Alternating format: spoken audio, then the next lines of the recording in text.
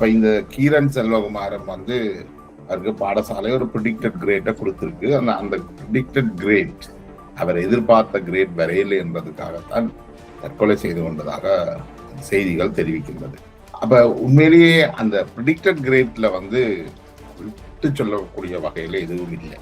சுஜன் புஷ்பராசா என்பவர் அவருடைய தந்தை ஆஸ்திரேலியாவில் இருக்கணும். யாழ்ப்பாணத்தில் உள்ள குடும்பமும் நல்ல வசதியான குடும்பம். அவர் தற்கொலைக்கு போய் அவருடைய தற்கொலை தொடர்பில் அவருக்கு ஒரு காதல் இருந்ததாக சொல்லப்படுது. இது எதுவுமே உறுதிப்படுத்தப்படாத விஷயங்கள். அவர்கள் வந்து இந்த சமூகத்துக்கு நேரடியாக எக்ஸ்போஸ் பண்ணப்படையில் அதால அவர்களுக்கு வந்து இந்த சமூகத்தை கையாளுகின்ற பக்குவம், சின்ன பிரச்சனைகளை பக்குவம் தெரியல. நான் என்னுடைய பிள்ளைகளுக்கு சொன்னதில் இன்னும் உங்களுக்கு யாரையும் காதலிக்கிறதுக்கோ திருமணம் செய்வதற்கோ உங்களுக்கு உரிமை இருக்கு.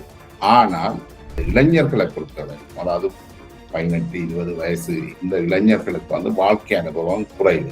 தங்களுடைய வாழ்க்கை கூட இதை கற்றுக்கொள்ள இயலாது. அப்ப இதை வந்து கற்றுக் கொடுக்க வேண்டியது வந்து பெற்றோர்களுடைய மிக முக்கியமான கடமையாக இருக்கு.